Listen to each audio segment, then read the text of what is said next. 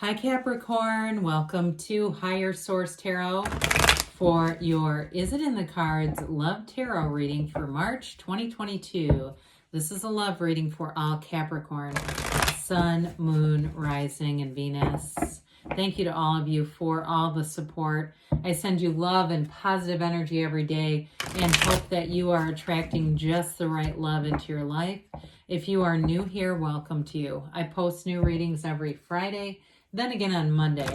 So if a reading doesn't resonate, come back in a couple of days. You can watch a new reading. Don't ever try to make it make sense. Fridays are always a general reading. Mondays are a different style every week. So today's reading, of course, is a love reading, but next week it'll be something entirely different. So if you like tarot and you like the channel, I'd love to invite you to subscribe to Higher Source Tarot. All right, what advice do you have for Capricorn? Sun, Moon, Rising, and Venus about love, please. What does Capricorn need to know about love for the best and highest good of all concerned with Capricorn? Messages for Capricorn about love.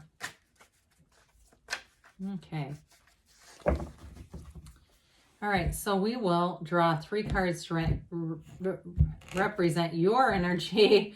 3 cards for the person you're attracting, 3 cards on the advice. Your energy is the Wheel of Fortune, the Devil, and the Ace of Wands. Their energy is the 6 of Swords, Death. I haven't seen that in a bit. And the 7 of Swords, Jesus. The advice is the 10 of Wands, the 8 of Cups, and the Sun. Well, I do feel like for them, I do feel like they may have gotten into a situation that needs to end or has ended. You have here Capricorn, you have Leo going on here. You have water, Scorpio, you have air, fire, and you do have all the fixed signs here. Well, I actually like this. I do feel like if you've had something toxic in the past, it's time to move forward. We're going to move out of the devil energy. In some decks, the devil is actually called ego, but in this case, and the Rider-Waite, it's the devil energy, and the black is all about the shadow aspects, but we need the shadow. It's the greatest guide into the light. We don't want to struggle and resist the shadow as much as to understand our shadow aspects. What traits about you, or what has been, in your history that may have attracted something that you didn't want, a relationship that was one-sided or stagnant, or it may have revolved around money. I do feel like that for some of you. But with this devil energy too, it's all about the contrast and understanding it so that you can attract your heart's desires. It's letting go of limitations, limiting beliefs, and letting go of anything where you really feel constricted. I feel like you want freedom with this. You want some kind of a relationship that brings in security, but yet there's still autonomy and freedom. So with the Wheel of Fortune, that's been coming out a lot lately. Just to be clear too, you have 4 major arcana out of 9 cards. That's significant.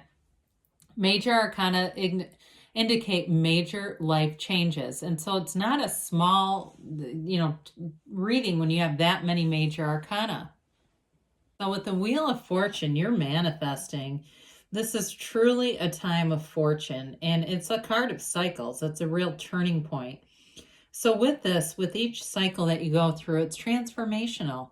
You let go of that devil energy, of anything that would restrict you, and you move into a place of knowing when to hold on and when to let go. There's an enlightenment that happens with the wheel.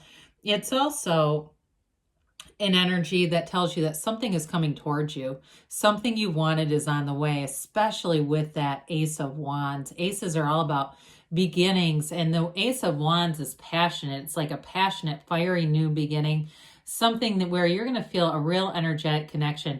I actually like it that both of you have kind of like, they have an ending in their energy, and you have this new cycle that begins. The wheel is also the wheel of life, and it is a portal into the divine. So it's a time of manifesting, being in spirituality, but it's also going to be you in the right place at the right time. And so with that Ace of Wands, wave your magic wand, because what you want is totally available, and it's coming forward right here and right now.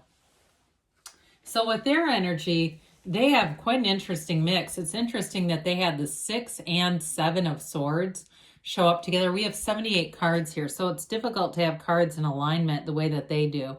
I do feel like they're moving forward out of a calamitous relationship. The Six of Swords shows that wavy water, and they're moving on to something a lot smoother with that. I do feel like they've learned from it. They may tell you that they had a real narcissistic ex, and if they're divorced, they might have still, if they have kids or something, still somehow tied to this person. But I don't feel like they want them back. I feel like they have absolutely no interest in it. Now, for some, if it's somebody who's had a bit of a past themselves, they've learned from it. The Seven of Swords is an energy of being impulsive. It's not well thought out. It certainly can be dishonest. But overall, it really does indicate somebody who didn't think things through very well. So it could be somebody who they could have entered a relationship and they knew it was not a good idea and they did it anyway. Or like I said, it could have been their own immaturity. What I love about it is having death right in the middle of it. That is such an important card. The death card is all about transformation. We must die to be reborn.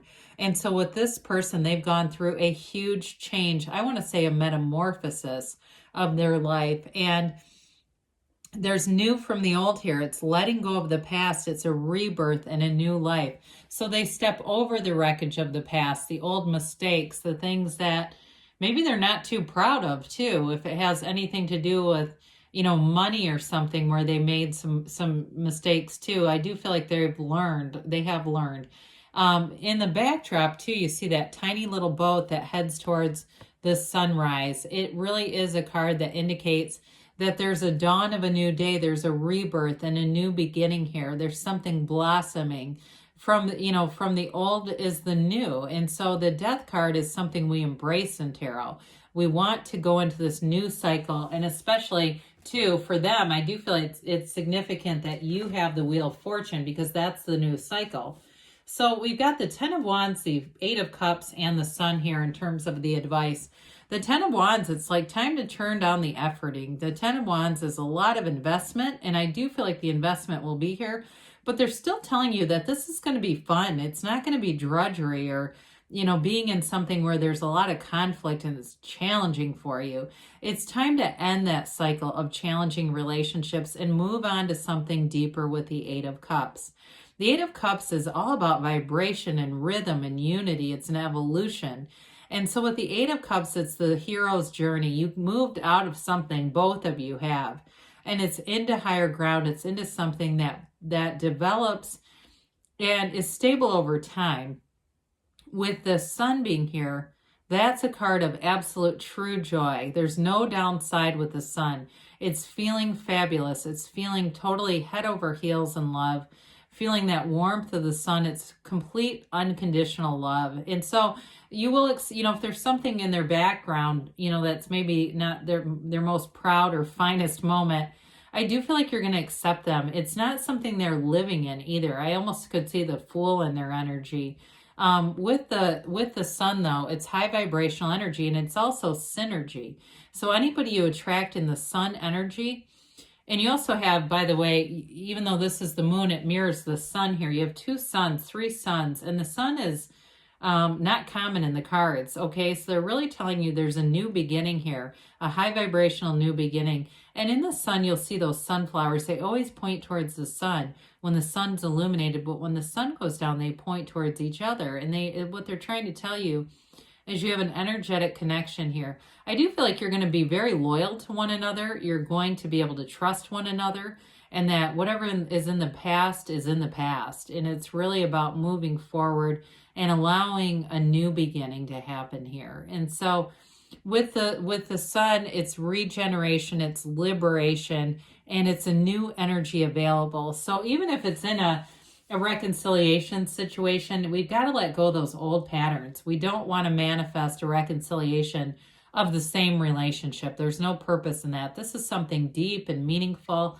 and it matters. So let's see here what the angels have to say for you, Capricorn, about love. For Capricorn, please.